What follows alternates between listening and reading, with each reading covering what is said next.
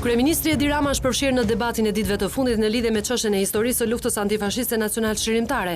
Në kulmin e debatit për studimet e Institutit për Krimet e Komunizmit, kryeministri shfrytëzoi një ceremoni me organizatat e veteranëve të luftës për t'i kërkuar kuvendit të vlerësojë nëse ky institut e ka shkelur ligjin që përcakton punën e tij dhe sa dëm i ka shkaktuar ai qytetarëve. Rama në këtë 5 maj përmendi drejt për drejt Agron Tufën për të cilin tha se paguhet nga taksat e shqiptarëve. Çfarë ndodhi dhe si ndodhi në pikpamje të luftës për çlirim deri në 29 nëntor të vitit 1944 nuk mund të jetë kurrë objekt i një instituti që paguhet nga taksat e shqiptarëve. Çfarë erdhi pas ka qenë objekt i punës atij instituti dhe i takon Kuvendit Shqipërisë të bëjë të gjitha vlerësimet e nevojshme në raport me ligjin apo me shkeljen e ligjit, në raport me dobin apo me dëmin e shkaktuar nga një i tillë institut. Menjëherë pasi kryeministri u shpreh kundër hulumtimeve të krimeve të luftës nga ana e institutit, Agron Tufa i ka adresuar Ramës një përgjigje në statusin e tij në Facebook. Në qoftë se ndërmjetës qen ka ligji dhe respektimi i tij, atëherë qen kemi krejtësisht në rregull. Vetëm se kryeministrin e pas kanë rrejt dhe rrejt besa keq. Kryeministri i Shqipërisë nuk duhet u zër bes as enveristëve për rreth tij që e gënjejnë kaq vrash dhe trash në lidhje me periudhën që ligji jep në shqyrtim ISKPK-s. Nuk duhet të më zër bes as mua që mund të kem konflikt interesi në këtë çështje. Por përse ky debat i hapur? Libri Krimet e Komunizmit shkruar nga Çelo Hoxha bën përgjegjës drejtuesit e formacioneve partizane për krimet e luftës.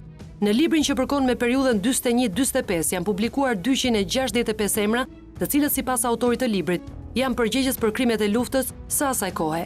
Ky libër është botuar nga Instituti i Studimeve për Krimet dhe Pasojat e Komunizmit i drejtuar nga Agron Tufa, e që si nënkryetar ka Çelo Hoxhën, autorin e librit.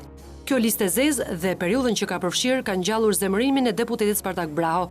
Në mbledhjen e datës 2 prill në Komisionin Parlamentar të Ligjeve, ku në shqyrtim ishte projekt rezoluta për veprimtarinë e institutit, deputeti socialist ka kërkuar shkarkimin e Agron Tufës.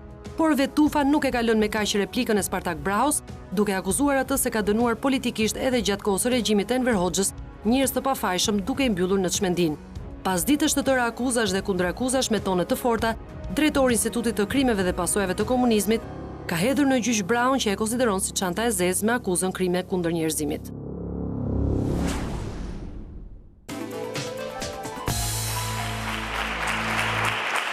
Mirëmbrëma të gjithëve, mirë se keni ardhur sonte në Top Show. Mirëmbrëma ju që po na ndiqni nëpërmjet ekranit televizionit ton. Jemi rikthyer përsëri brenda 2 javësh në këtë debat i cili duket se vazhdon dhe është mjaft interesant në shtyp. Për ta thënë, le të themi me gjuhën e kokave të nxehta të këtij debati, është një debat midis partizanëve dhe ballistëve, por për ta thënë në le të themi në ata që rregen të jenë më të ftohtë dhe ta shikojnë le të themi historinë në atë në drejtimin nëse duhet ripar apo jo, është një debat midis atyre që ndjejnë nevojën për ta rishkruar historinë, qoftë edhe atë të luftës nacionale çlirimtare dhe atyre të cilët mendojnë që kjo është parë, është riparë dhe në fakt lavdia e kësaj lufte për shqiptarët dhe për Shqipërinë është le të themi e pa erësueshme. Për të folur për këtë jemi sonte në studio, jemi me Petro Koçi, zëvendës ministër i mbrojtjes dhe njëkohësisht sekretar për zgjedhjet i Partisë Socialiste. Mirëmbrëma, mirë se erdhe.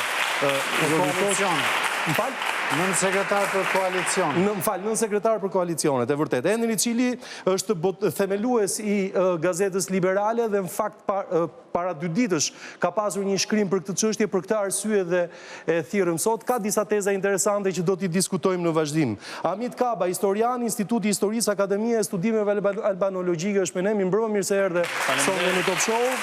Jonila Godole, drejtore e Institutit për Demokraci, Media dhe Kulturë dhe njëkohësisht edhe zëvendës kryetare e bordit të ISKK-s është me ne. Mirëmbrëma, mirë se erdhe.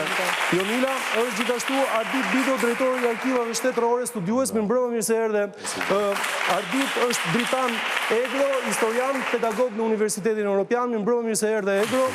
Është gjithashtu Alketa Luari, historiane. Mirëmbrëma Alketa, mirë se erdhe sonte në Top Show. Gjatë mbasdites Gjatë drekës, ta themi kështu, të ditës sotme, ka pasur dhe një mbledhje gjatë të bordit, me sa kemi marrë vesh. Nëse Jonila mund na thotë diçka në lidhje me këtë dhe çfarë është bërë? Shumë mirë që informacioni ka dalë, në fakt ka Jo, ka dalë nga vetë kryetari sepse e kontaktuam dhe në fakt nga zoti Uaran Butka. Po, ka që një mbledhje rutin nga ato që bëhen tek Instituti i Studimit të Krimeve, të Komunizmit. Natyrisht një mbledhje që një pikë e rëndësishme ka që natyrisht edhe diskutimi i situatës tani, por pra tjetër edhe plani i punës që ka instituti në vazhdim, pasi kjo ka marrë goxha energji në këto, po themi, 37 ditët e fundit, nga sa dëgjova sot. Pra janë fiks, po themi, 37 ditë të sulmeve. Ishte mbledhje parashikuar, apo le themi ishte një mbledhje që u nxit edhe nga deklarata e kryeministrit në 5 maj? Nuk do thosha se ishte një mbledhje që duhej bërë. Ishte një mbledhje që duhej bërë. Po më thatë që një pikë e nxehtë ishte edhe çështja e veprimtarisë institutit. Po, hapat edhe po patjetër. Pra ishte le ta them vlerësimi i situatës së dertanishme me atë që është bërë, por mbi të gjitha puna që vazhdon vitin tjetër në shkurt të 2020-s ISKK do festoj 10 vjetorin e krijimit të tij, kështu që do ketë një kalendar të ngjeshur me si e vlerësuat punën e institutit në këtë 10 vjetor dhe sidomos sot edhe në dritën atyre që tha kryeministri? Jo, sot nuk bëm gjithë vlerësimin e punës, sot thjesht pam se kush të jenë afërsisht aktivitetet në kalendar. Vlerësimin e punës, po themi, instituti ka mbi 100 libra, të cilat nuk e di a i njeh publiku i gjerë, se më duket shumica atyre që kanë folur nuk i njohin vetëm këtë libër që ka dalë tani, do me thënë që ka dalë tani nëpër media. Dhe shumë mediatizua goxhan, fakt, libri i Çelodhës. 101 librat që ka instituti, kështu që thjesht është folë për punën, edhe për gjëra tjera, për hapa tona konkrete, po themi, në lidhje me situatën, po që këto do merren vesh në ditën e vijim. Në këndvështrimin tuaj, libri i Çelodhës, me mediatizuari dhe që në fakt ka shpërthyer gjithë të debat që po ndodh aktualisht. Është një tejgalim i caqeve që ka instituti në ulumtimet e tij? Instituti në ulumtimet e tij ka periudhën nga 29-ta, nëse doni mundet që ta lexoj, se do me thënë e pash edhe tani gjatë kohës që po dëgjoja çfarë kishte thënë, por i dëgjoja edhe një herë si ishte shprehur kryeministri, ka periudhën nga 29 nëntor 1944 deri në 90 me rënien e sistemit dhe nuk mbyllet fjalia, po vazhdon, dhe periudhën përpara 29 nëntorit 1944, pas themelimit të Partisë Komuniste dhe të gjithë veprimtarinë e saj, e cila solli pastaj më vonë instalimin e diktaturës. Kjo është e shkruar shprehimisht në statutin e institutit që është miratuar nga Kuvendi në 2010. Kjo dheja mund të trajtohet edhe si, le të themi, për efekt të studimit të asaj çfarë ka ndodhur nga 44 në 90-ën, duhet parë dhe veprimtaria e Partisë Komuniste përpara kësaj kohe. Por jo për të vlerësuar nëse partizanët ishin kriminal lufte apo ishin luftëtar të lirisë. Shiko, kjo tani është pak sa lojra fjalësh, sepse për sa kohë instituti merret me studimin e krimeve të komunizmit, komunizmi nuk erdhi nga hëna, u instalua aty po të nga një grup njerëzish dhe nga Partia Komuniste, e cila pastaj u transformua në atë parti që kemi njohur, dhe normalisht që do merremi dhe me Partinë Komuniste, patjetër. Pa ju që do thosha unë është që ta lëm vlerësimin e librit të Çelos, për këtë më tepër mund flasin historianët, le të merren historianët, le të bëjnë, po themi, botime të tjera. Ky është një ndër, siç e thash, mbi 100 botime që ka instituti. Për mua është një sukses. Jo, për mua ne me këtë do merremi se nuk do bëjmë analizën e institutit. Jo, nuk do bëjmë analizën e institutit, por që një libër pra që pas 30 vjetësh pas rënies së sistemit, dhe gati le ta themi edhe 45 vjet të tjera që kishim disa le ta themi të instaluar pas 75 vjetësh, ne hapim një debat, i cili është shumë i vonuar, po hapim një debat i cili vendos në qendër, po themi, gjithë këtë narrativ të ngritur, pikërisht nga Partia Komuniste dhe pastaj nga të gjithë partitë e tjera, po themi si motra. Kjo është një merit e madhe e librit që hapi këtë debat që është shumë i rëndësishëm për Shqipërinë, për të përballur me të shkuarën, pasi për 75 vite kemi pasur një narrativ e cila ka qenë pjesë e propagandës, le ta them, në pjesën më të madhe të saj, të Partisë Komuniste dhe të pasaj Partisë Punës e kështu me radhë. Cili në shkrimin tënd kishe një te liberale pikal, kishe një, le të themi, dy t'i quajmë tezat. E para njerë që agron tufa të duke një njeri vetmuar i cili duhet mbrojtur në guximin e tij për të hapur këto tema, siç tha dhe Jonila.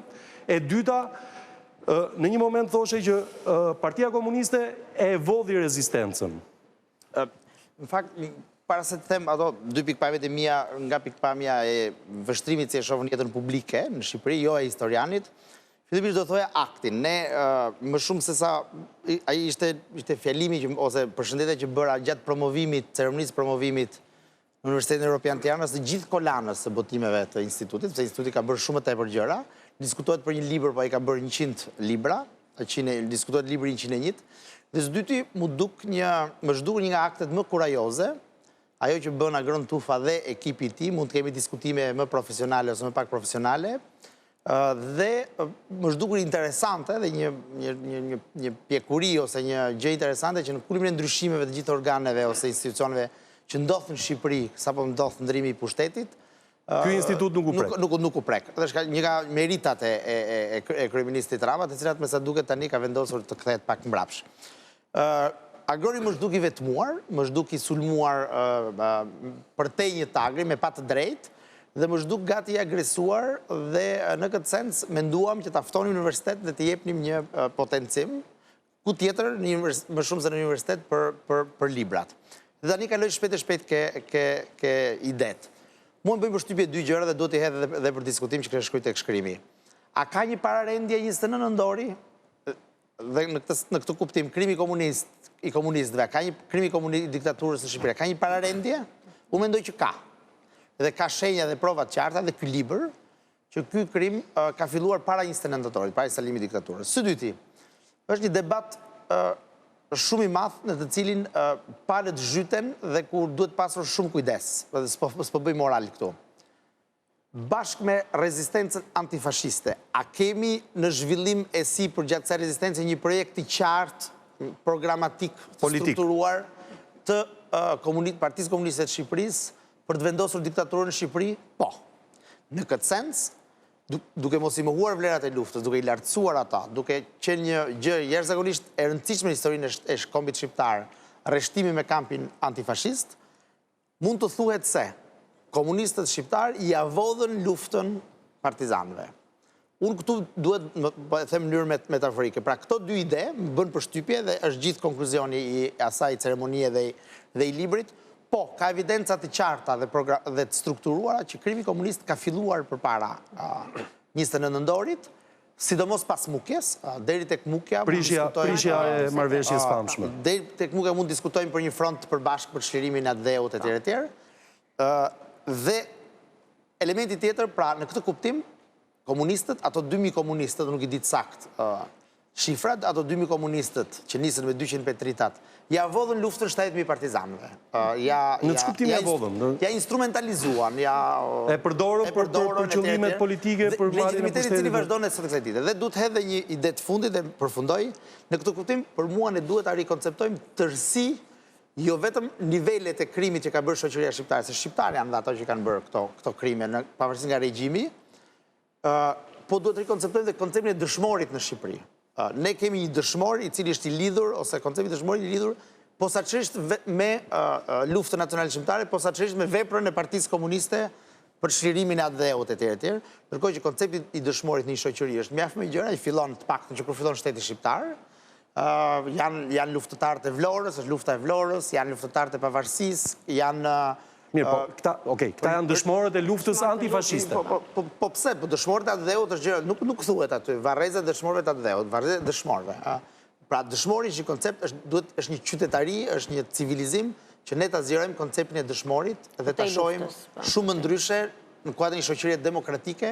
Që me krimin e shtetit shqiptar, po. Që me krimin e shtetit shqiptar, që me të pushkatuarit politik, që me policë të rënë krye detyrës, që me luftëtarët e Vlorës, që me kudiun etj. Pra, ky, dhe përfundova, Petro, kjo tamtame është irrituse nga ana kujdo që e bën, nuk ka rëndësi, për ta identifikuar sa më ngushtë, mundësisht për ta mbi vendosur dëshmorin ose dëshmorin atdheut vetëm me luftën, është për mendimin tim një përpjekje identitare për të fituar kapital sot dhe nuk i shërben bashkëtesës shoqërore dhe...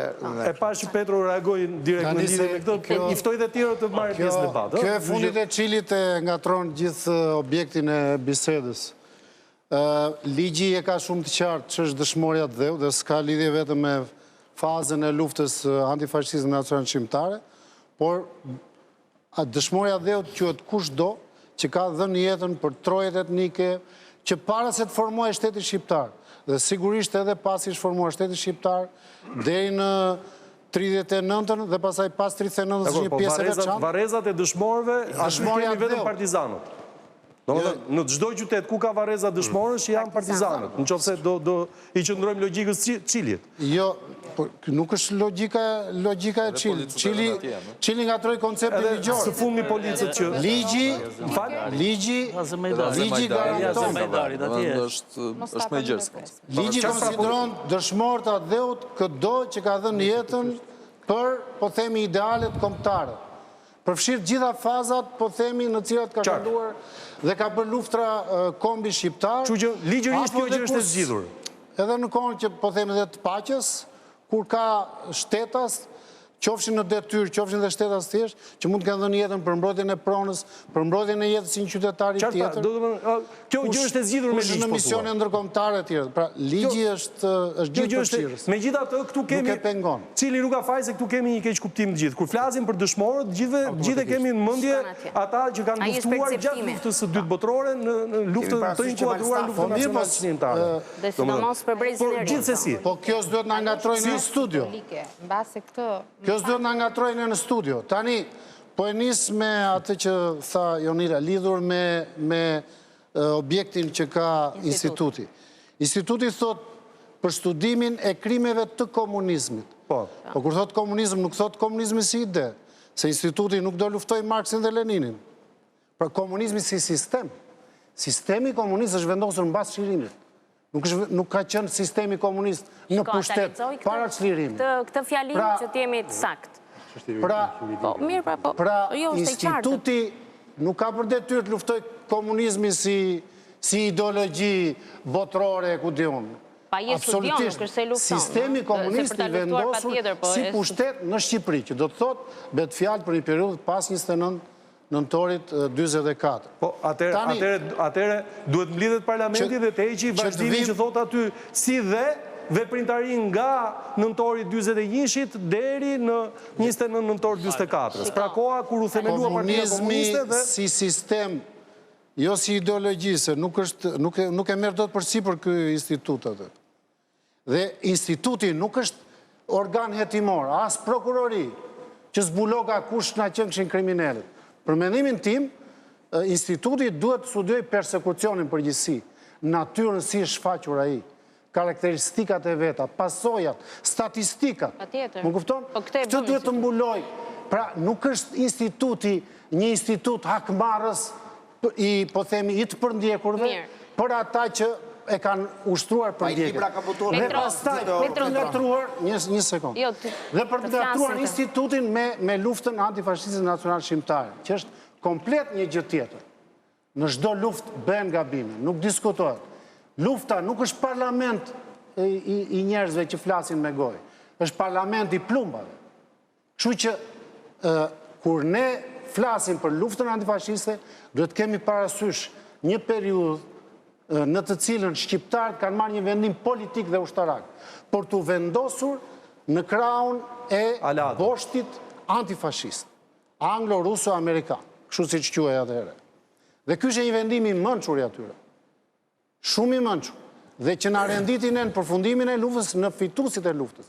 Nëse ne do të konsideroshim humbës, pra nëse në Shqipëri do të dominonte pala tjetër që bashkëpunoj, sidomos me Gjermanët, mbas kapitullimit të Italisë, atëre kufijt tanë shtetëror do të vjeshin në pikpyetje. Dhe ne e dim shumë mirë, besoj ju që jeni specialistë të historisë, e dini shumë mirë për shumë që Britania, marrëdhëniet me Greqinë i kishte prioritare në krahasim me marrëdhëniet me Shqipërinë. Dhe nuk i dijej se si mund të katandisej Shqipëria e madhe për disa që mund të humbisin dhe të voglën nëse do të fitonte platforma atyre. Sepse, po themi, platforma e Shqipërisë madhe ishte instrumenti dinak i pushtuesve për të marrë një pjesë shqiptare për të vënë në shërbimin e tyre, pa diskutim politik. Dhe e arritën. Ti japim pak një dimension... Shiko, unë do të diskutoja problemin në një këndvështrim tjetër, jo aq politik, po profesional. Ndërthuren të dy, duhet ndarë fort, se ndryshe nuk ja dalim se Kur studiojmë një fenomen, duhet ndarë fort. Kur studiojmë një fenomen, nuk studiojmë vetëm si themun bërthamën e ti, por gjithë një merim me një background historik. Dritani e di shumë mirë, ata që janë historianë e din shumë mirë. Dhe që të spjegosh periudhën e komunizmit, nuk mund të lësh pa u marrë dhe me periudhën e luftës të cilët janë rrenjët e atij sistemi për hir vërtetës, rrenjët gjenden atje. Pa kaluar në vlerësime pastaj që ajo luftë ishte pa vlerë e tjera, siç bën në thelb Çelua në atë botimin e vet që unë e kam lexuar. Dhe që do shikojmë pak më vonë edhe çka thon Çelo në lidhje me vlerësimin për luftën. Pavarësisht nga këto klauzolat ligjore, them të drejtën, unë nga pikpamja e rrafshit akademik them që është e nevojshme ta studiosh si fenomen, sepse janë rrenjët. Është një gjë fare normale në fushën tonë në histori. Problemi pastaj i tjetër, nëse gjykosh për krime, sigurisht që ka krime, çdo luftë ka krime, absolutisht, këtu mbase janë sa më shumë, dhe nuk është vetëm rasti i Shqipërisë. Shqipëria, Jugoslavia dhe Greqia kanë një specifik, ndryshe nga vendet e tjera të Evropës, sepse kanë 3 parti komuniste që janë, po them, që janë pjesa më e rëndësishme e rezistencës, spaku në Jugosllavi dhe në Shqipëri, po. Në Greqi është disi e diskutueshme, por edhe në Greqi u ndryshuan raportet nga britanikët në dhjetor të vitit 1944. Dhe duke qenë parti komuniste që u hiqin këto lëvizje, normale që ku do shkonin, çfarë modeli do zgjedhin? Do zgjedhin një model komunist, është normale. Sigurisht që gjatë luftës nuk është të dolën pra ja votën luftën partizane. Më fal, jo. Pra do zgjidhin modelin stalinist. Teza e vjedhjes është një gjë që duhet ta zgjerojmë. Ai është një provokacioni i fundit i Çilit në lidhje me këtë. Mua si historian nuk është se partizan, mos i votën ata partizan. Po partizan po më quajtur. Kishin partizan quheshin në Itali pavarësisht kishin një projekt. Po tu avithe ballisëve po, do të drejt Çili. Ai ishte sidomos i qartë duke filluar nga konferenca e Labinotit, e Korrikut të 43-shit, edhe mbrapa, shkallë pas shkalle. Unë po ju përmend për shembull Kongresin e Përmetit, ose mbledhjen e Beratit. Kongresin e Përmetit, me që merrem shumë me marrëdhëniet me aleatët, sidomos me anglezët dhe me amerikanët, dhe kam punuar për një kohë gjatë, kam shkruar libra e artikuj, këtu edhe jashtë Shqipërisë, hezitonin që në Kongresin e Përmetit, sepse shikonin shenjat e një regjimi totalitar që do vendosin pas luftës. Hezitonin amerikanët, edhe britanikët po, britanikët nuk morën pjesë. Morën pjesë pastaj në mbledhjen e Beratit, por asnjëherë nuk e njohin qeverinë që doli nga mbledhja e Beratit dhe atë komitetin antifashist që doli nga Kongresi i Përmetit. Kjo ishte për arsye politike. Domethënë, kjo, si them, kjo gjë shikoj, sigurisht këtë nuk mund të dallonin njerëzit e thjeshtë. Por, si them, njerëzit vizionarë... Kjo është gjë tjetër. Patjetër, do kaloj dhe ishin aleatët, do kaloj dhe atje. Jo, me kë ishin. Ishin me të gjitha ata që luftën me antifashistët, por jo për vendosjen e komunizmit. Absolutisht që aleatët në përgjithësi mbështetën lëvizjen nacionale shqiptare. Nëse kujtojmë ardhen e misionit britanik, ku ata shua fillimisht? Me shtabin e përgjithshëm. Rasti i misionit amerikan në Karaburun dhe i misionit britanik është një risit, them, për një periudhë 3-4 mujore, që ndrojnë në zonën që kontrollohej nga ballistët. Në zonën e Dukatit. Më fal, ishin ballistët e krahut revolucionar. Nuk ishin ballistëve që donin të luftonin. Jo e ballistëve që kishin parullën mishit piqet e hellit mos digje. Do më thënë, vërin një rezistencë simbolike ose demonstrative. Kështu që kjo është vije përgjithshme. Ta dëgjoj dhe Bido do kthehem te ty, Egro. Derisa në tetor të vitit 1944, sekretari britanik i shtetit, Anthony Eden, përfundimisht ka një promemorje 5 faqe që unë e kam përkthyer dhe është fare i qartë. Dhe e lanë në fatin e tyre, jo vetëm ballin kombëtar, por dhe legalitetin dhe përgjithsisht nacionalistët shqiptar, jo se ishin dakord me lëvizjen nacionale shqiptare, por menduan ta modifikonin nga brenda. Dhe atë rrugë ndoqën, Me shpresën që do të bëjnë zgjedhje të lira dhe do të shikoj pastaj se kush do të... Me apo pa dashje, ne ngatrojmë disa dimensione të këtij debati dhe faji shtëndi dhe kolegëve tu. Hajde ta shlyejmë atëherë. Dimensioni i parë është dimensioni institucional. Dhe unë dua ta trajtoj edhe këtë dimension, edhe pse për mua është dytësore.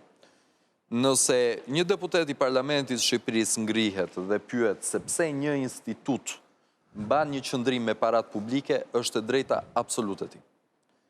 Nëse ky do t'i ishte një botim i institutit.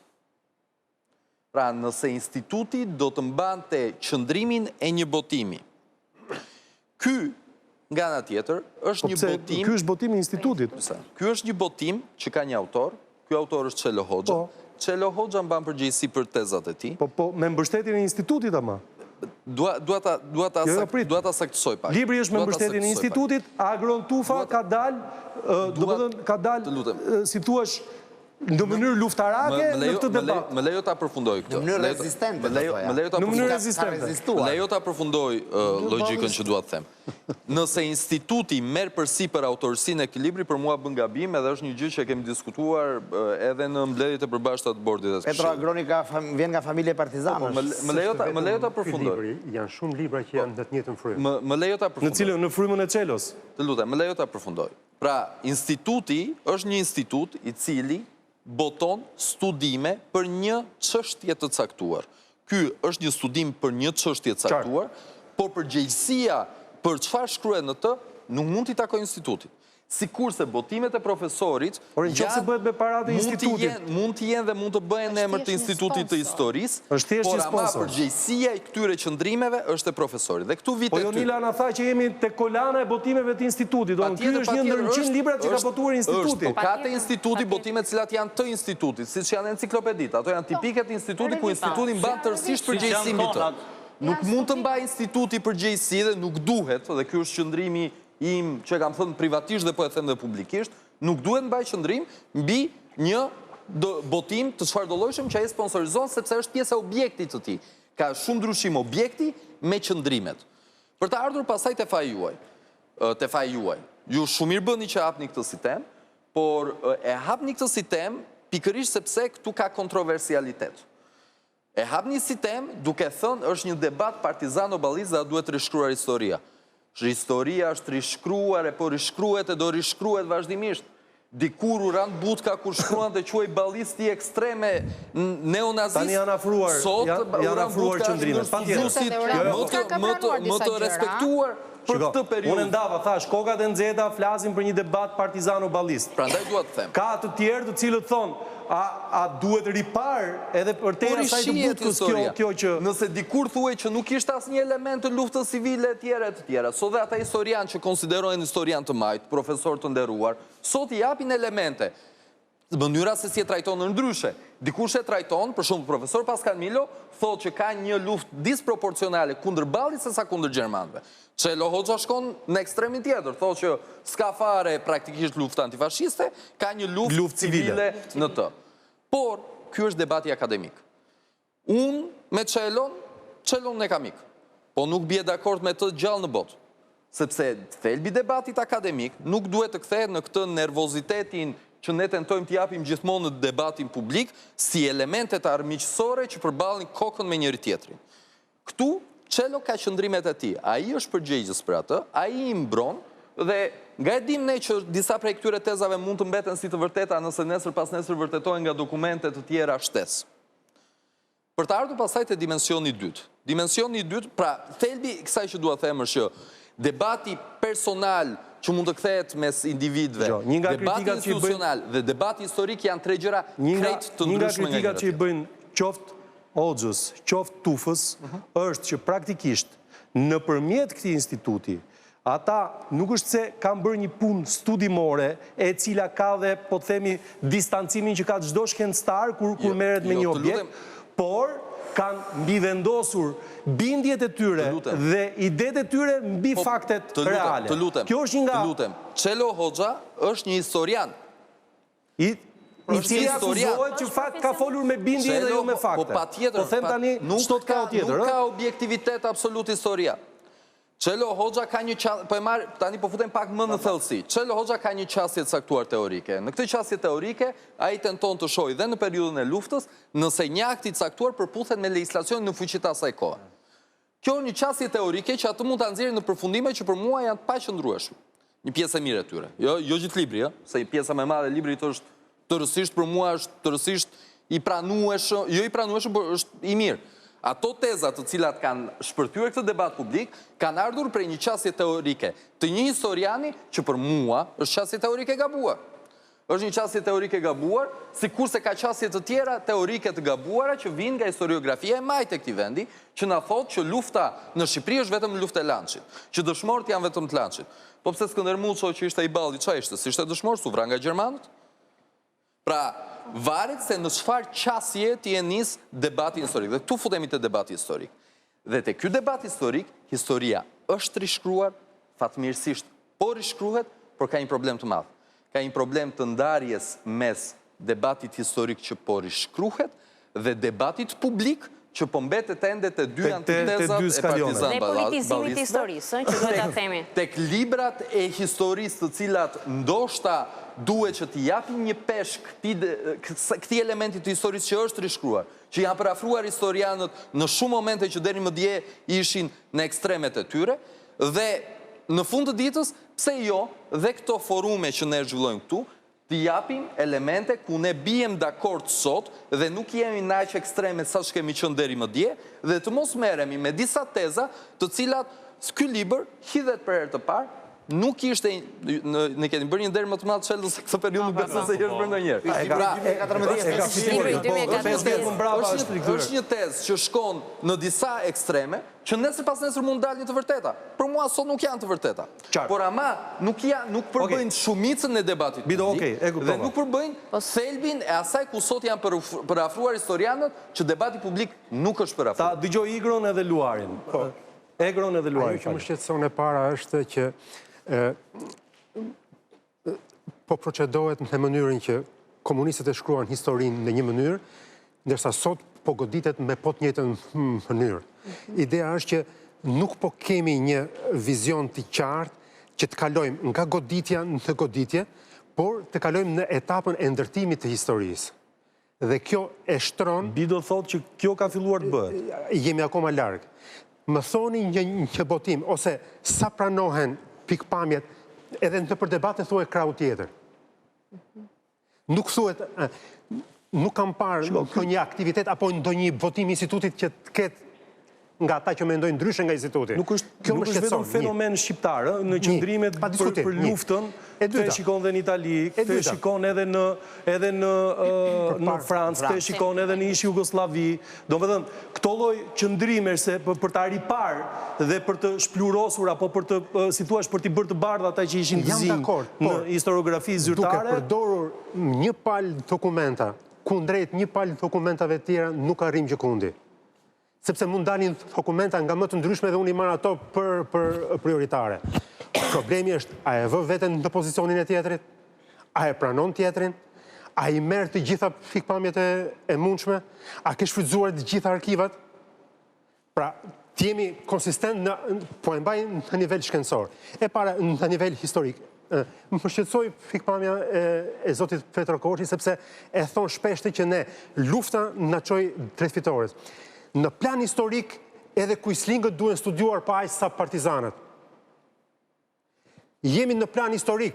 Politikani i pari duhet të di se çfarë kanë bërë njëra palë, çfarë ka bërë pala tjetër, nëse kanë edhe në mes njerëz. Duhet ta marrim vesh të gjithë historinë në të gjitha dimensionet. Mozaiku t'jepet i plot.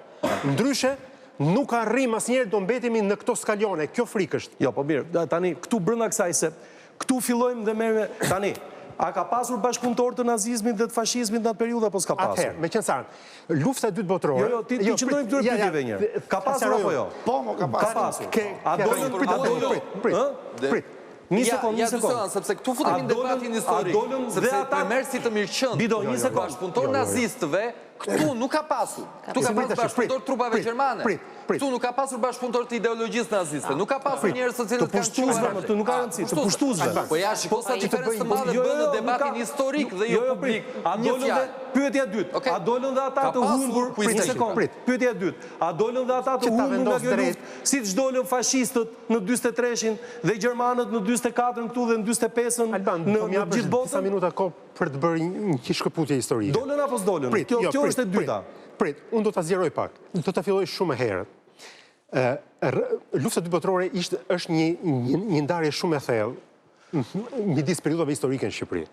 Rënjët e çështjes fillojnë me revolucionin francez, duket thellë në kohë, por që atëre fillon, sepse fakti që revolucioni francez i shkoi thellë dhe përmbysi mbretërinë, krijoi një polarizim të madh të shoqërisë midis të res, revolucionarëve dhe të vjetërve. Dhe kjo pati një jehon shumë të madhe në gjithë Europën asaj kohe. Dhe kjo u bën ushtri përtej. Po të shohësh, të lexosh me kujdes edhe Sami Frashërin, kur flet për çështjet kulturës thot e reja dhe e vjetra. Por revolucioni francez bëri një gjë, duke goditur të vjetrën, nuk e zhduku atë, e klasifikoi tradit. Qartë. Tashti, vim tek revolucioni bolshevik. Revolucioni bolshevik fitoi e reja, por ajo që bëri është e goditi komplet tjetrën dhe filloi historinë nga viti 0. Për ta shfarosur. Për ta shfarosur. E shfarosi me themel, duke mos lënë të përkujtohet traditë.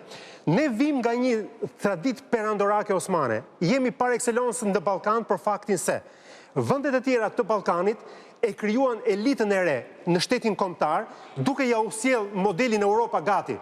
Kurse ne kaluam nga perandoria osmane, ishte i njëjti ekip që mbajti pushtetin deri në vitin 1945, prandaj thash është thyerje e madhe. Dhe ky ekip ishte ekipi që njihte shtetin, por ishte dhe i lodhur nga pushteti të cilin e kishte 500 vjet. Dhe në emër të SRS ishte e majta e cila po kërkonte një ndryshim në Shqipëri. E reja po kërkonte, por ajo që bëri lufta është këtu, se këtu do e mbyll, zhduku të vjetrën dhe traditën dhe e goditi me rënjë siç bëri në regjimin sovjetik. Dhe kjo bën që edhe sot e kësaj dite ne për çdo gjë të fillojmë nga viti 0. Do ndërhyj edhe një herë, të lutem. Kjo është ajo që duhet, kështu duhet, ky është sfondi që erdhëm tek lufta botërore. Duke folur mbi elementin, thelbin e debatit. Për shembull, te kjo që tha Dritani tani që kjo elita politike e pas 20-s për mua është e njëjta me atë të kaluarën, mund të debatoj unë me Dritanin tani për orë të tëra, sepse unë nuk jam dakord me të dhe nuk do jem kur dakord që elita e pas 20-s ka ndonjë të bëjë me elitën e pashme, që Lefnosi ka pasur pushtetin dhe më herët se sa... Si shkollë, ndoshta. Edhe si shkollë qeverisje, si shkollë po them. Edhe si shkollë politike. Është një qasje që unë e respektoj Dritanit, po nuk bie dakord gjallë në botë, sepse për mua elita që krijohet pas Kongresit Lushnjës është një elitë krejtere, është nacionalizmi i ri shqiptar. Por ama, kush ishin thërin që i trego pak? Tani, do t'i futemi, nëse i futemi këtë debati, futemi, çështja që qëndroj me orë. Ajo që dua të them dhe pse e them, se nuk është çështja për të futur në debatin historik tani. Është çështja që ky është puna e historianëve, të debatojnë. Për mua më duket ide ekstreme Dritanit, e Dritanit duket ide ekstreme e imja. Por kjo është puna e historianit. Historiani debaton mbi fakte. Ky debat mbi fakte përkthehet kur vjen puna te lufta e dytë botërore, në gjyshi im ishte partizan. Gjyshi im ka qenë partizan. Gjyshi im ka qenë partizan dhe bastardimi i historisë. Lutem? Është bastardimi i historisë. Kthehet në debatin publik të po them. Gjyshi im ka qenë partizan.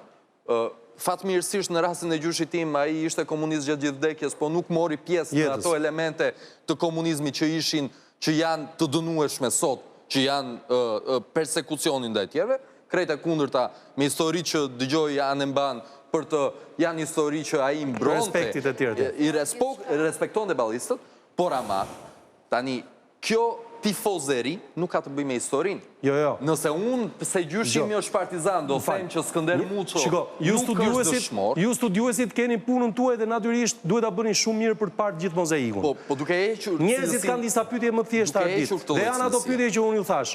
Ka pas burra shumë të mençur dhe shumë të mirë. Megjithatë i shkau këmba në një moment historisë. dhe morën dënimin për atë moment historisë që i shkau këmba që ishte një përplasje madhe botërore. A e bën jo kjo vetëm si shqiptare. një figurë të vogël është pyetja, që ishte në rastin e bashkëpunëtorëve. Dgjoj, po a i bën kjo partizanët kriminalësh kundër pyetja? Tani se këtu qëndrojnë prap, a ka pasur krime nga partizan, po ka pasur kushto që në një luftë s'ka krime nga Po ka pasur krime nga ballistët, është prap një kundër pyetje. A ka pasur krime nga ballistët, po ka pasur që të shkem e të. Po atëre? Tani, tentativa për të këta kthyer në tifozeri, e bën këtë që kur themi që ka krime nga partizan. Kur të dy palët në një luftë ti e them fillim, e tha Petro, dhe është thënë edhe her pas here.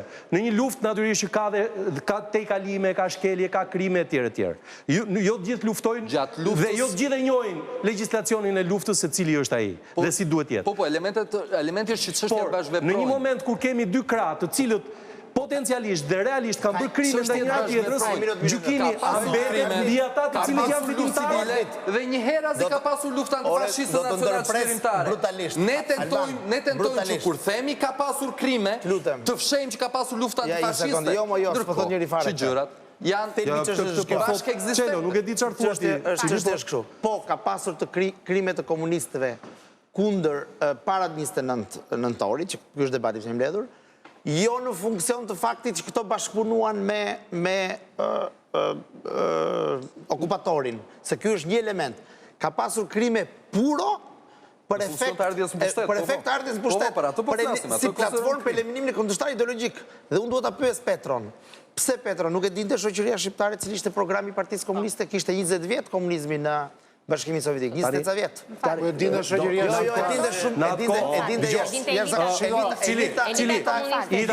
Partia Komuniste Italiane ishte një nga më të fuqishmet e Europës. Partia Komuniste Franceze gjithashtu. E dinin apo s'e dinin? Në Shqipëri. Ishin konjunktura politike që i mbajtën lart pushtetit ata. Elita politike shqiptare, e gjitha krave, e dinte qartësisht se çfarë ishin komunistët dhe çfarë kishin në plan të bënin. Se kishin shpallur.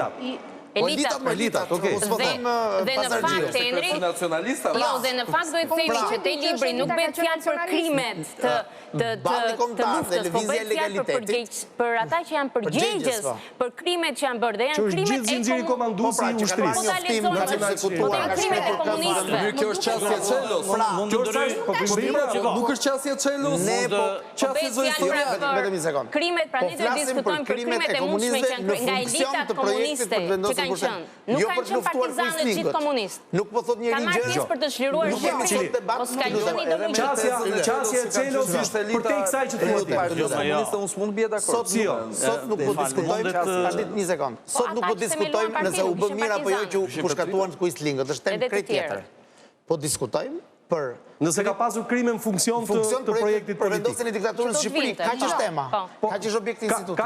Dhe ka pasur. Jo, libri i Çelos nuk është kaq. Megjithatë, po është në funksion pikërisht të saj pra. Po e te kalon pra këtë pyetje që shtron Çili e te kalon. Te kalon po e realizon ama, e dokumenton. M'fal, pak a shumë gjithë kolegët prekën ato që dhe unë doja të thoja.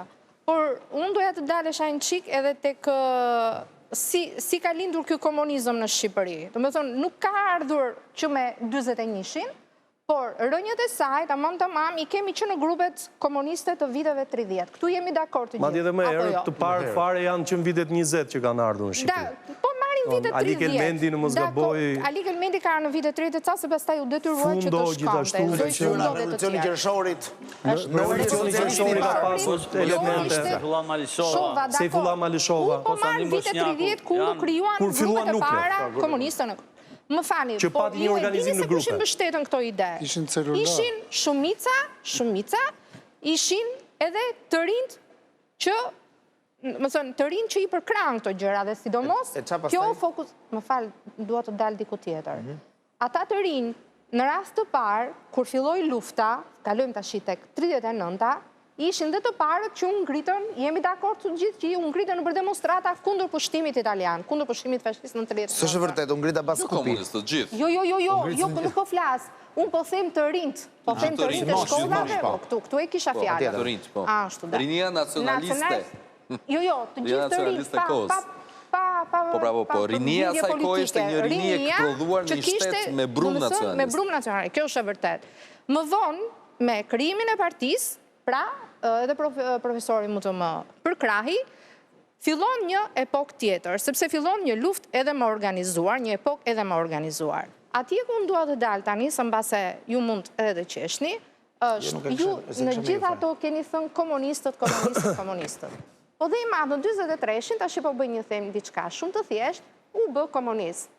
Por, kur e mori atë gjë, kur e mori Maliherin, të shisë po flasim pak me fjalë këshu, atë Maliher, a i nuk ja drejtoj bashkëtarëve vetë, por ja drejtoj pushtuesit. Dhe ashtu si që tha dhe Arditi, që gjyshimi ka qenë partizan, a i u blind me, në më thonë, doli partizan, sepse donë të lufton të pushtusin, dhe kjo ishte gjëja kryesore, lufta kundër pushtuesit. E dim shumë mirë, kemi dim për marrëveshje në Mukjes, i dim të gjitha. Tani unë do të dalë, po bëj një pyetje dhe ju lutem kush do let më përgjigjet. Më falë, pas marrëveshje të Mukjes, pas kapitullimit të Italis, shumë bukur, çfarë ndodhi? Ballistët morën një, më thënë, pjesa më e madhe e tyre, morën anën e okupatorëve, më thënë, gjermanëve. Çfarë duhet të bënin? Nuk po them të tërën. Fund 24, s'ka është kompromentimi. Jo, kemi që në 23. Në fund 24, në fund 24, kemi në 23 që janë...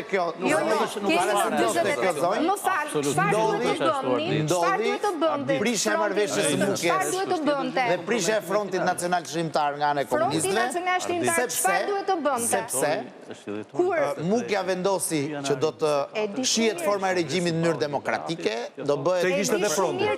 Edhe konferenca e Pezës. Pra, midis Pezës dhe Mukjes jemi në një front, këtu fillon strategjia komunistëve në Verogjës, asnjë ndarje pushteti me të tjerë. Fronti, Çili, Fronti nuk përfshin dhe ballistët. Ballistët kishin organizatën e tyre. Fronti Nacional Çlirimtar ishte tjetër organizatë. Abaz Kupi ka qenë. Ishte Abaz Kupi ka qenë në krahun e tij. Çdo gjë është në Tani se ne jemi shumë folës këtu. Ta mbaroj një sekond? Nuk është... Kisha dhe pak dhe pas e unë thjesht ju e bëra sepse duhet të dalim pikërisht tek tema.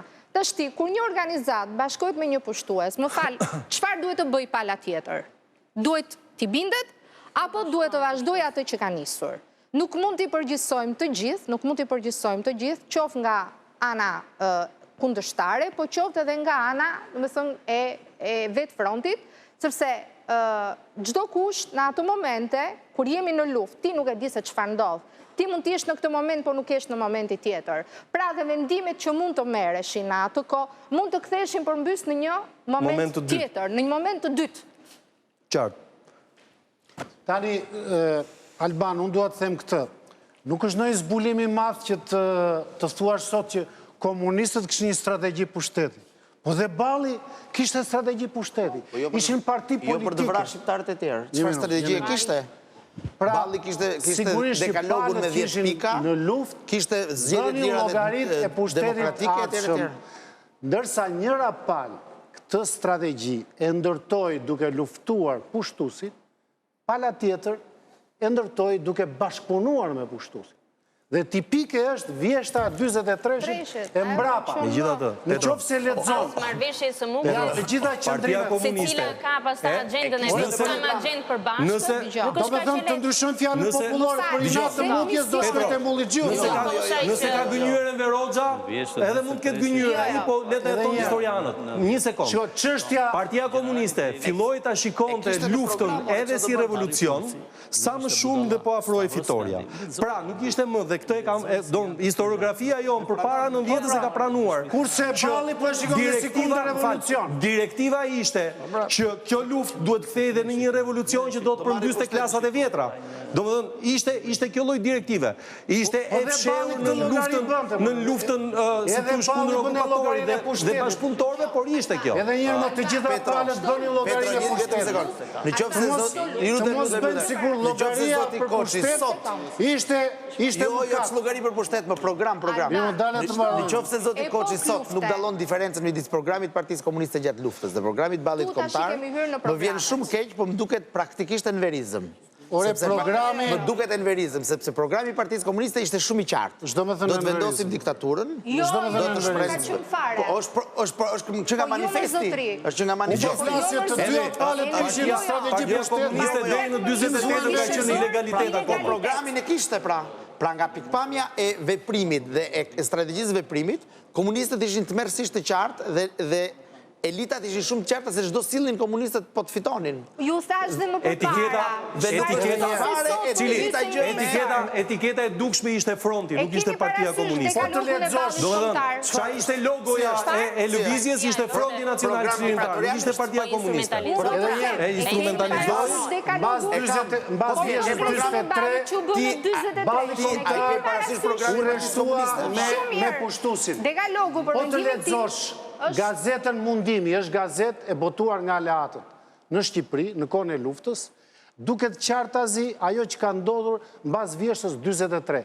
Dhe amerikanët dhe anglezët u shkëputën totalisht nga balli kombëtar. Totalisht. Po të lexosh kujtimet e oficerëve gjerman, komandanti që ka bërë operacionin këtu rrotull Tiranës,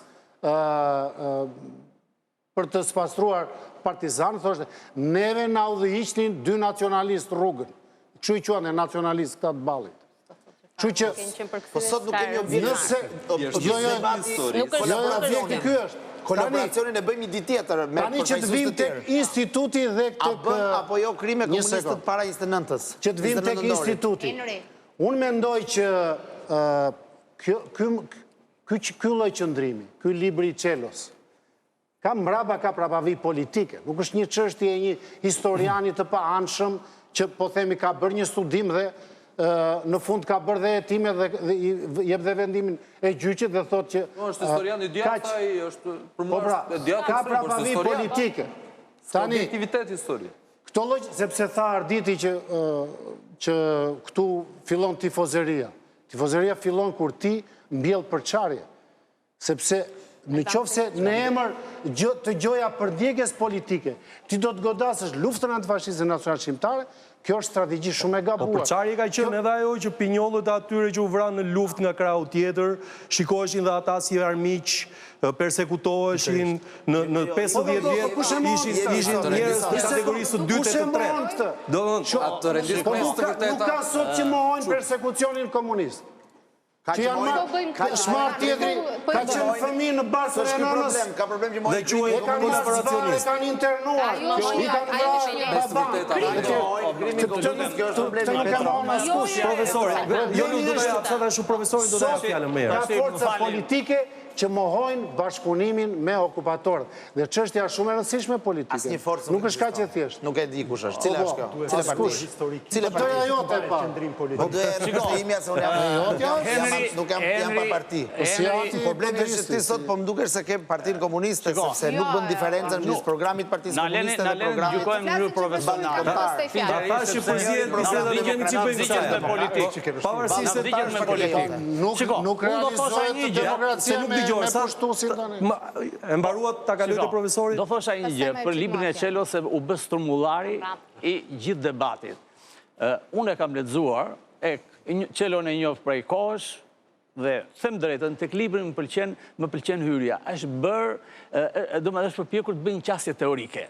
Mirë po, mënyra se si zbaton teorinë pastaj, më falë, është katundarë në zbatimin e teorisë. Absolutisht është kështu.